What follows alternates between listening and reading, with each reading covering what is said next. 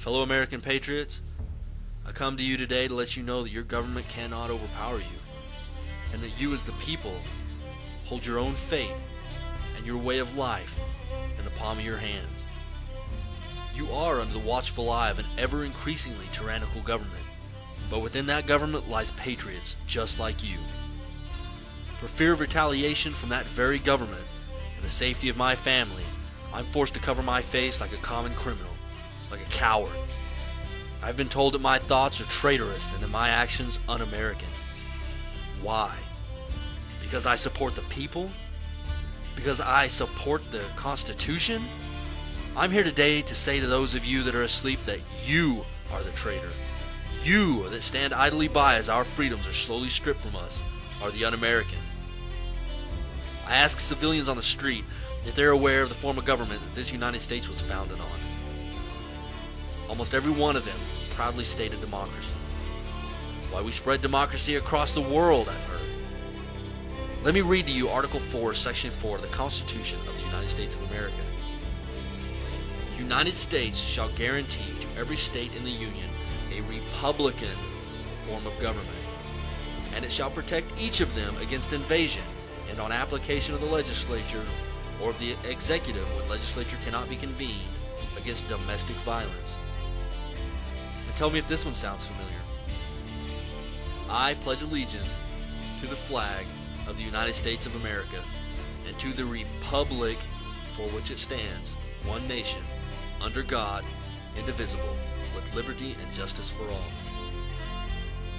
How did we get so far from our roots? And while I'm on pledges, many of you might have seen the YouTube video produced by Harpo Productions, where dozens of celebrities pledged to be a servant to our president and mankind. A servant to our president. Last time I checked, our president is a servant to the people. And I pledge no allegiance to any man. You know what I pledge? I pledge that I will support and defend the Constitution of the United States against all enemies, both foreign and domestic, and that I will bear true faith and allegiance to the same, so help me God. That's what I pledge. And that's the pledge that every U.S. service member makes. Yet it seems most of them don't even know what's in the Constitution. The Second Amendment, written December 15, 1791.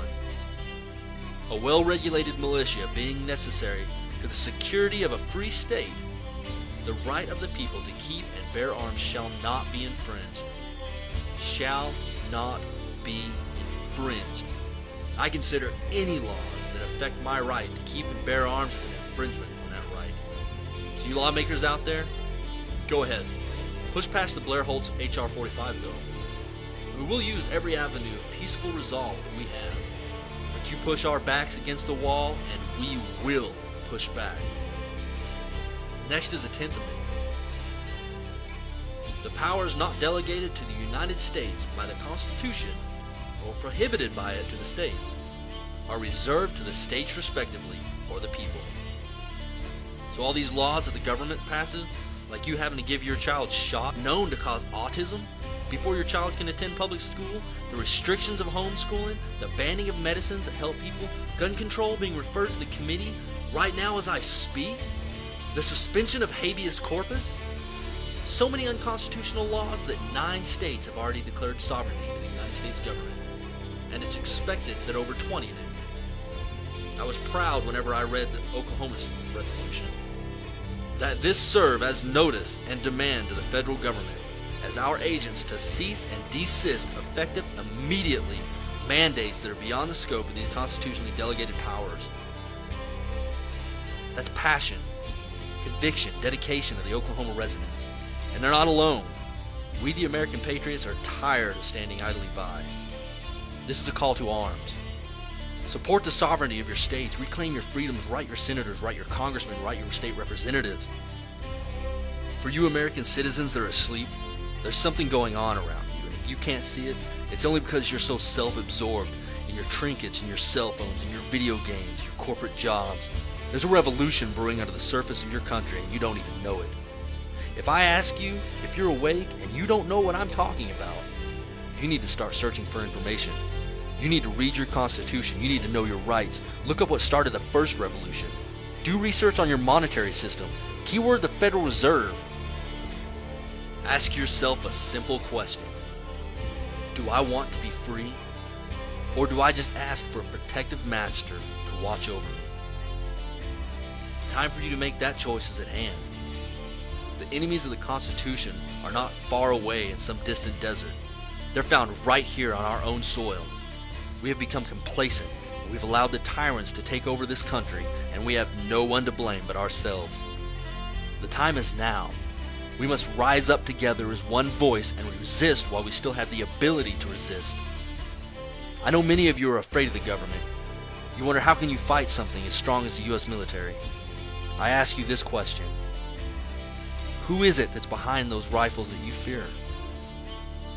They are your sons, your daughters, your mothers, and your fathers. They are American citizens just like you. And let me assure you that there is a resistance within the military. We will not be silent. We will not obey.